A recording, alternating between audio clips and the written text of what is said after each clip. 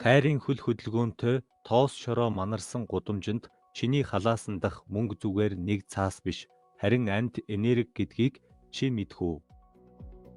Чи нэг мухлагт ороод юм худалдаж авахд худалдагч залуу чиний өгсөн хэдэн фунт дээр шууд нулимж байвал битгий гайхаарай. Энэ бол тэдний баяжих хамгийн эртний бөгөөд бохир нууц. Тэд үүнийг барака буюу ажислал гэж нэрлэдэг. Эхний олсон мөнгөн дээрээ нулимж духан дээрээ наах нь тэр өдрийн бүх мөнгийг өөр рүүгээ соронц шиг татах галзуу зан үйл юм.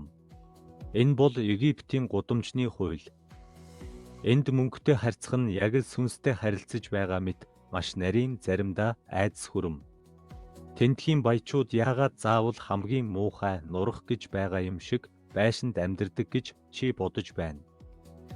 Тэд мөнгөгүй дээ биш, харин хасад буюу атаархлын нүднээс үхтлээ айдагтаа тэр.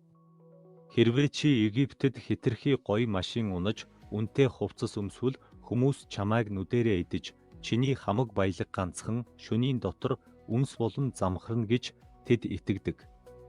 Тийм учраас тэд баялгаа нуудаг. Тэдний гэрт ороход өмхий үнэртэй хүч буюу бахур байнга уугаж байдаг. Энэ үнэр чиний толгойг эргүүлж дотор ч байгаа муу бүхнийг хөөж гаргах шиг болно. Энэ хүчний утаа бол мөнгөний замыг застдаг гол зэвсгэн. Тэд давсыг зүгээр л хоолнд хийдэггүй. Шин дэлгүүр нээхдээ эсвэл хүүхдэн төрөхөд давсыг гал дээр хаяж тас няс хийх чимээг нь сонсох дуртай.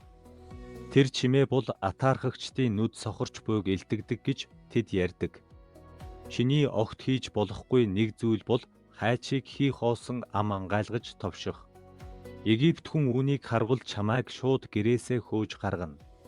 Хайч хий хоосон ангалзах нь чиний аз хиймэр мөнгөний хэлхийг тастаж байна гэсэн үг.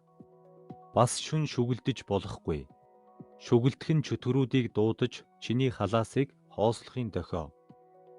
Хэрвээ чиний гутал доошо харчихсан байвал тэд яг л галзуу юм шиг гүйж очоод засна. Учир нь гутлын ул дээшээ харах нь бурхныг доромжилж гэрт ядуурл дуудаж байна гэж үздэг. Тэдний хувьд энэ бол зүгээр нэг мухар сүсэг биш, амьдрах стратегийн нэг хэсэг. Тэдний зар гих зан үйл бол жинхэнэ шок.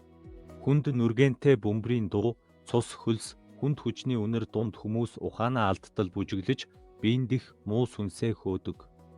Энэ нь зөвхөн өвчин эдгэх биш, харин чиний амжилтыг боомлоод байгаа тэр энергийн гацааг гаргах гэж хийгддэг. Египтчүүд мөнгийг зүгээр нэг ажил хийж олдог зүйл гэж хардаггүй. Мөнгө бол тэнгэр, газар, сүнснүүдийн хоорондох тохиролцоо. Хэрвээ чи зөв гараараа мөнгө өгөхгүй бол тэр мөнгө эргэж ирэхгүй. Зүүн гар бол тэдний хувьд бохир гар, мөнгөний энерги зүүн гараар дамжвал шууд үхдэг. Кайрын захуудаар явхад чиний хажуугаар өнгөрөх хөгшин бүхэн чиний амжилтыг нүдэрээ сорж байж магадгүй гэж бодохоор нуруу руу хүйт орно. Тэд цэнхэр нүдний хэлбэртэй сахиусыг хаа сайгүй зүүж тэр байтугай хүүхдийнхээ хувцсыг санаатайгаар уранхай бохир байлгадаг. Хэтэрхий цэвэрхэн, хэтэрхий баян харагдах нь энэ улсад аюул. Тэдний энэ хачин заримдаа ойлгомжгүй үйлдэлүүдийн цаана мянган жилийн турш хадгалагдаж ирсэн баяжих нууц бий. Чи магадгүй инээдтэй гэж бодож болох ч Египтийн тэр шороон дунд сууж байгаа худалдагч залуу чиний насан туршдаа олохгүй тийм их алт мөнгийг зүгээр л нэг нулимж дуудаж чадна гэвэл чи итгэхүү.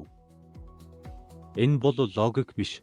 Энэ бол тэдний цус, хөлс, итгэл үнэмшилтэй зууралдсан мөнгөний энерги. Тэд мөнгийг удирддаггүй, тэд мөнгөний сүнстэй нөхөрлөдөг.